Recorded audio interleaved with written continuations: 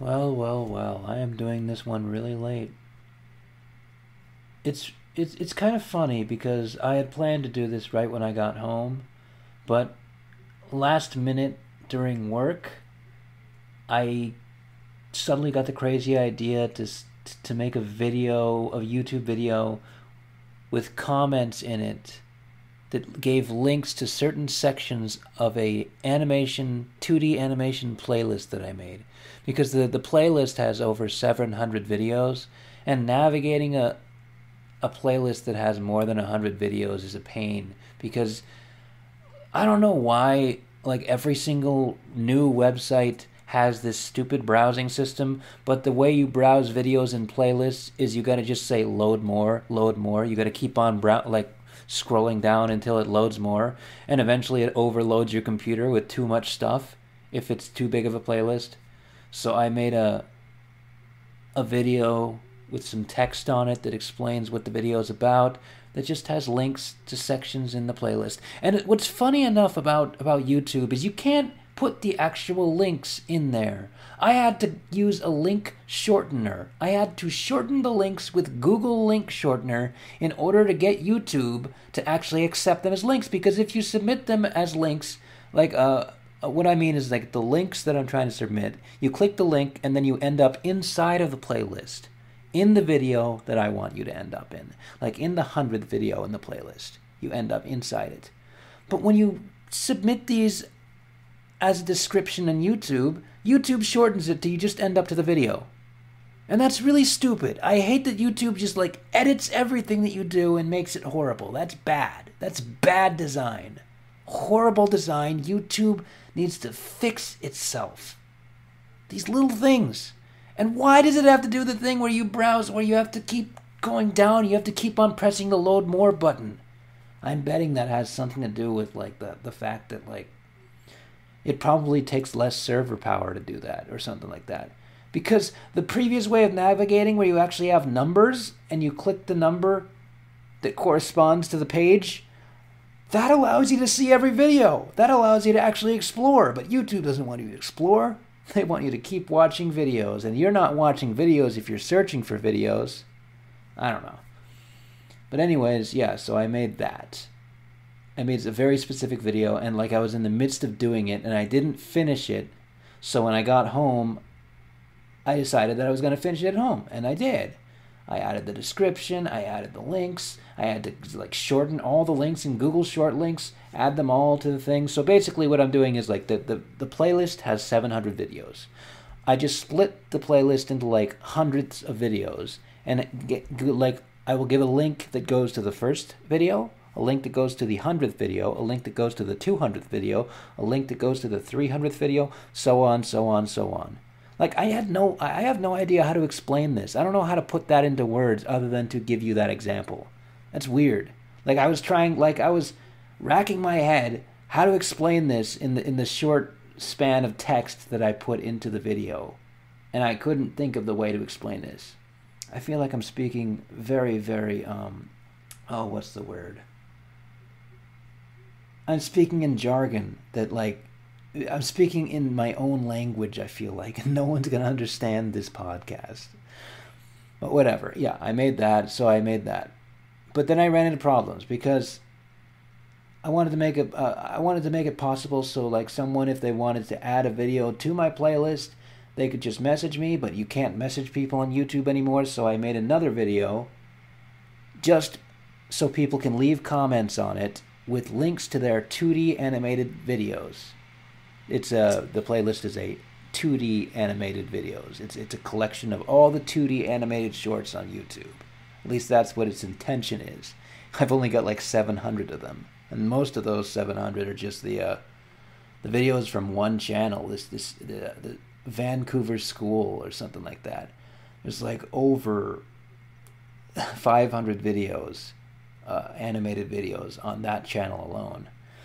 But anyways, yeah, so I added the navigational system, and I ran into problems, and I had to make other videos, and it just went on and on and on, and eventually it was 10:40, and now that's what the time it is right now, and I want this thing to be recorded before the end of the day. Like, I got to do one of these a day, and that means I have to do it sometime in the day. I can't do it at midnight. You know what? I thought it was actually a lot closer to midnight because for some reason my alarm clock says that it's 11:40. I must have accidentally pressed the hour button on it and made the hour go ahead once because it's actually 10:40 right now.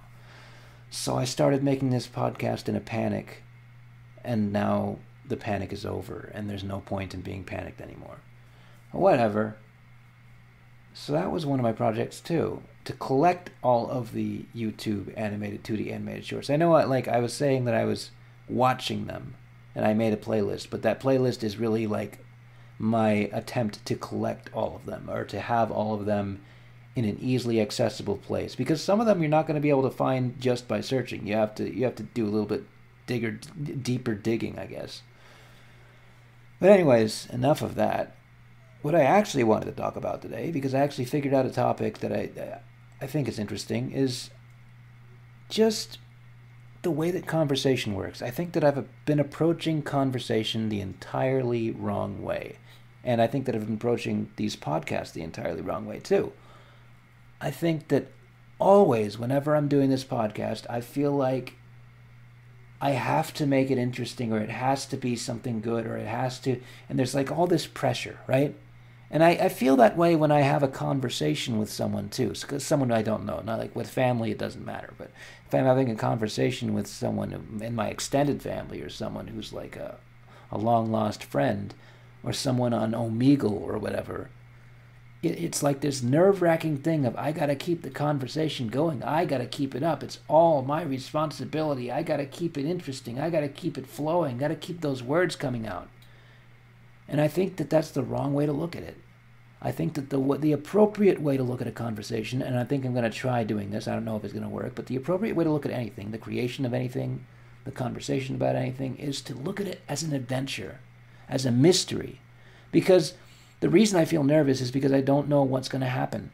I don't have a plan. I don't have a serious plan. But I think that you can either look at that in a positive light or a negative light. And I've been looking at it in a negative light. And I think that I should look at it in a positive light. So that's what I'm going to do. I'm going to look at every single conversation, every single podcast that I make, every single Let's Play that I make. I'm going to look at it as an adventure. And I don't know if this is going to work, because I feel this way emotionally right now. I feel like I can look at it as an adventure emotionally right now. But, once that emotion dries up and goes away, only then will I know if this actually works, if this actually will make me better at making things. I've got to go beyond the emotional feelings of it and do it intellectually approach it that way, intellectually approach every conversation, or that sounds so pretentious. Oh my God, I don't want to sound pretentious, but I don't know. That's just the way that I'm just trying to describe it with words. I don't know. But like intellectually approach every conversation. I'm going to intellectually approach every conversation as if it's an adventure, instead of as if it's, I have to keep safe, right? You can either approach something as, I need to keep myself safe, I need to keep these things with me, or you can approach as a bold, I'm going to go get those things, I'm going to go find those things, I'm going to go find what I want. And the adventurer, right? There's the person who hides away in his house, adds fences around his house, adds security systems to his house, hires security guards.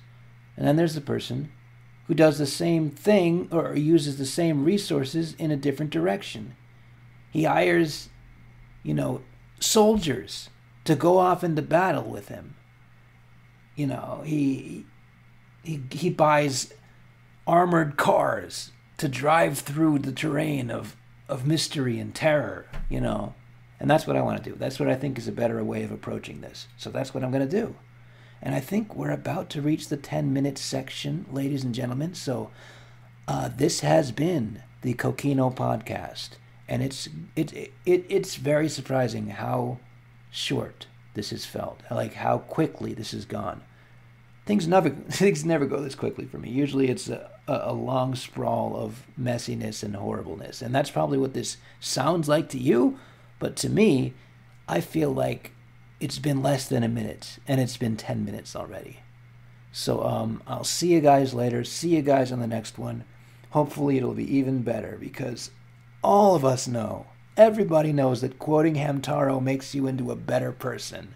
Quoting Hamtaro gives you the power of growth. See you guys next time.